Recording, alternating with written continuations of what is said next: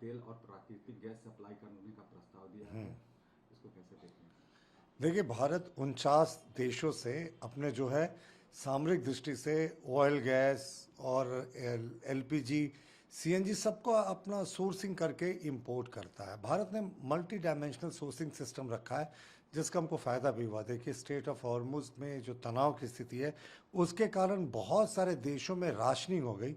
अब कंबोडिया में देखिए ऑड इवन नंबर से गाड़ियाँ चल रही हैं। पाकिस्तान में 4 दिन का वर्किंग डे हो गया, ऑफिस में 2 हफ्ते के लिए स्कूल में छुट्टी हो गई। लेकिन भारत इन चीज़ों से अछूता है। तो भारत अपनी ज़रूरत के हिसाब से, मार्केट इकॉनमी के हिसाब से जो ज़रूरत है ज़रूर तय करेगा। रूस का आभार हम व्यक्त करते हैं कि उसने ये ऑफ़र दिया है और केंद्र सरकार उचित समय पर उचित निर्णय लेगी। लेकिन हमने मल्टी सोर्सिंग सिस्टम जो करके रखा है उसका हमको फ़ायदा मिला। प्रधानमंत्री जी के कुशल और दूरदर्शी नेतृत्व के कारण पूरे विश्व में जब पेट्रोल और डीजल की कीमतें बढ़ रही हैं, आम आदमी पर महंगाई की मार हो रही है, ना हमारे यहाँ एलपीजी की कीमतें बढ़ी और ना ही हमारे यहाँ पेट्रोल डीजल की कीमतें बढ़ी। ये हमारा स्ट्रैटेजिक मैनेजमेंट का और प्रधानमंत्री जी के नेतृत्व क्षमता का कमाल है। पार्टी में फूट के अटकलों के बीच आपने चड्ढा यानी राघव चड्ढा को राज्यसभा के उप नेता पद से हटा दिया है, देखिए, ये आम आदमी का आंतरिक मामला है। अब ये किसको एक्सपेल करते हैं किसको नहीं करते हैं ये उनका कॉल है। लेकिन ये तो पार्टी कहती थी। राघव चड्ढा मुझे लगता है संस्थापक सदस्यों में थे। अब अगर घोटाले में वो डिफेंड करने नहीं आए इस कारण उनको एक्सपेल कर दिया गया तो इस पर क्या ही बोला जाए। और आम आदमी पार्टी तो कभी बात किया करती थी आम आदमी के हक की। अरविंद केजरीवाल कहा करते थे कि मारुति से मैं कार्यालय जाऊंगा मुख्यमंत्री बनने के बाद भी, साधारण से अपने घर में रहूंगा। और कहाँ शीश महल बनवा लिया, कहाँ अभी 30-40 गाड़ी के काफिलों के साथ जो पंजाब सरकार से सिक्योरिटी मिली है उससे वो चलते हैं। तो आम आदमी के सपने को तोड़ने वाले लोग हैं, तो उनसे क्या और आप उम्मीद कर सकते हैं। इस बीच उन्होंने एक पोस्ट शेयर किया है, बुरी नज़र वाला इमोजी एक पोस्ट किया है राजीव चड्ढा ने। इनका ये आंतरिक मामला है। लेकिन मुझे लगता है कि आम आदमी पार्टी को जब अपने संस्थापक सदस्यों पर कार्रवाई करनी थी तो बहुत सोच विचार करके करनी थी। और सब घपले घोटाले अगर हुआ है, ये लोग सारे लोग जेल गए थे, तो उसको अगर आप सोच रहे हैं कि डिफेंड कोई करे और वो व्यक्ति नहीं करना चाहता है तो इस कारण आप उसको पार्टी से निकाल दें, उनका आंतरिक मामला, इस पर क्या ही बोला जाए। लेकिन आम आदमी तो आम आदमी के सपनों को तोड़ने वाली पार्टी है। सर सर मालदा में जो घटना घटी थी, अधिकारियों को जो गिरफ्त में ले लिया था एसआईआर के विरोध में, जिनका नाम कटा था, अधिकारियों को बंधक बना दिया गया था, न्यायिक अधिकारी थे, जिसको लेकर सुप्रीम कोर्ट ने कड़ी फटकार लगाई है। देखिए, ममता बनर्जी ने ईडी अमीन के शासनकाल की याद दिला दी है। जिस तरीके से ईडी अमीन एक क्रूर तानाशाह था, पूरे सिस्टम को हाईजैक करके रखा था, जैसा वो चाहता था वैसा करता था। अभी चुनाव हो रहे पश्चिम बंगाल में, सुप्रीम कोर्ट मॉनिटर कर रहा है और सुप्रीम कोर्ट की जो जजेस हैं 2-3 राज्यों से, जो जूनियर जजेस हैं, वो जाकर एसआईआर पर पैनी निगाह रखे हुए हैं। मालदा में ममता बनर्जी के इशारे पर तृणमूल के गुंडों ने इन जुडिशियल ऑफिसर्स को 9 घंटे तक बंधक बनाकर रखा। साहब, बच्चों को दूध और भोजन की व्यवस्था नहीं थी, शौचालय जाने की व्यवस्था नहीं थी। 9 घंटे तक इस उन्मादी भीड़ ने पकड़ कर रखा। मुख्य न्यायाधीश जी ने कहा कि मैं पूरी रात नहीं सो पाया, मैं स्थिति को मॉनिटर कर रहा था। जो वरीय अधिकारी थे पश्चिम बंगाल के, उनसे संपर्क नहीं हो पा रहा था। तो पश्चिम बंगाल में ईडी अमीन के समय जो तानाशाही थी ना, वो ममता बनर्जी नहीं, ममता अमीन हो गई हैं। वो उसी तानाशाह की तरह काम कर रही हैं। और कहते हैं जब पाप का घड़ा भर जाता है तो फूट जाता है। अब इनका पाप का घड़ा फूटने जा रहा है। सुप्रीम कोर्ट की अवमानना किया गया जुडिशियल ऑफिसर्स को बंधक बनाकर। इससे ज्यादा क्या होगा साहब।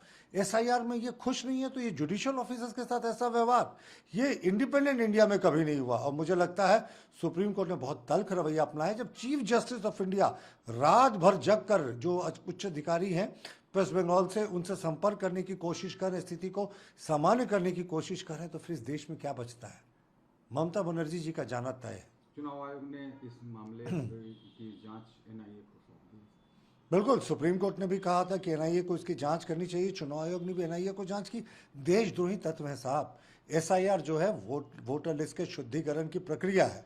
अब सर्वोच्च न्यायालय की देखरेख में पश्चिम बंगाल में हो रहा है। ममता बनर्जी जी क्राई बेबी की तरह हर मुद्दे पे सुप्रीम कोर्ट पहुंचकर आंसू बहाने लगती थी।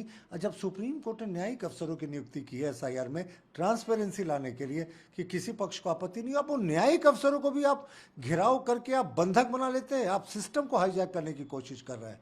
ये तो हाईजैकिंग ऑफ द सिस्टम है साहब, और ममता बनर्जी को इसका खामियाजा भुगतना पड़ेगा।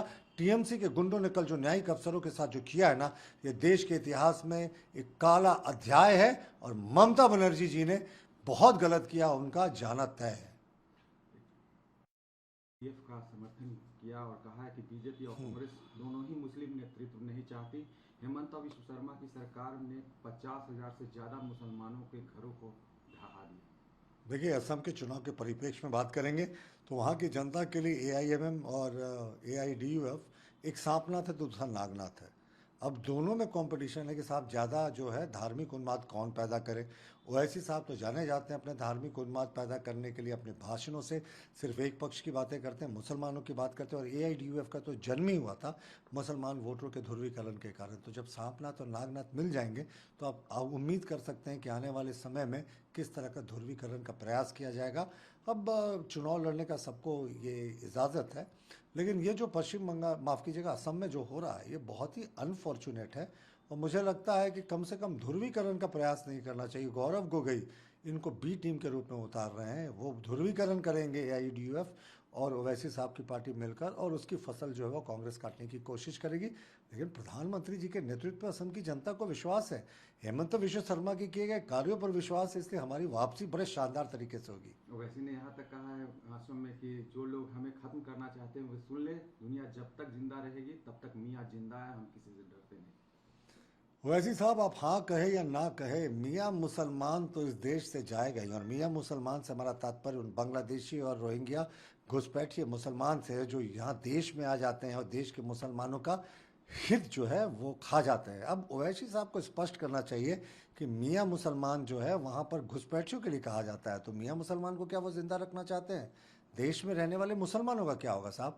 ये घुसपैठिए मुसलमान यहाँ के स्थानीय मुसलमानों का हक मार ले जाते हैं। असम में देखिए, वहाँ के स्थानीय मुसलमानों के लिए जो 15 सूत्रीय कार्यक्रम है, स्कॉलरशिप योजना है, एंटरप्रेन्योरशिप योजना है, ऋण योजना है, इन सब को ये जो है घुसपैठिए मुसलमान मार ले जाते हैं और ये कहते हैं मियाँ मुसलमान रहेगा। मियाँ मुसलमान का तो वजूद हम बिठा कर रखेंगे। फिर से क्लैरिफाई करता हूँ, मियाँ मुसलमान से तात्पर्य हमारा घुसपैठिए मुसलमानों से।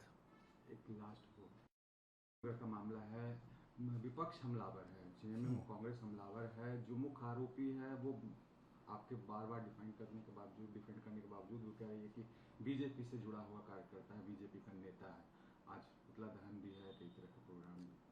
देखिए, झारखंड में जो स्थिति हो गई है, हेमंत सरकार के कार्यकाल के 61 महीनों में 10,000 से ज़्यादा रेप केसेस हुए हैं, 11,000 से ज़्यादा किडनैपिंग हुई है, 9,200 से ज़्यादा हत्याएं हुई हैं, 60,000 से ज़्यादा चोरियां हुई हैं, 2,80,000 संज्ञेय अपराध हुए हैं, और ये नेशनल क्राइम रिकॉर्ड ब्यूरो के डेटा बता रहे हैं। तो हम गलत कहाँ कहते हैं? हम कहते हैं कि झारखंड में जो विधि व्यवस्था की स्थिति है, यहाँ हर गली में रहमान डकैत घूम रहा है साहब, जो किडनैपिंग और हत्याएं करवा रहा है। और विष्णुगढ़ की घटना में ये जो भाजपा का पक्ष जोड़ना चाहते हैं, वो ना तो हमारा सक्रिय कार्यकर्ता है और ना ही हमारे पार्टी के किसी पद पर रहा है। हाँ, उसकी तस्वीरें नेताओं के साथ है, तो सत्ताधारी नेताओं के साथ भी उसकी तस्वीरें हैं जो घूमने गए थे वहाँ पर, वो विष्णुगढ़ में टूरिज्म करने गए थे उस हत्या के बाद।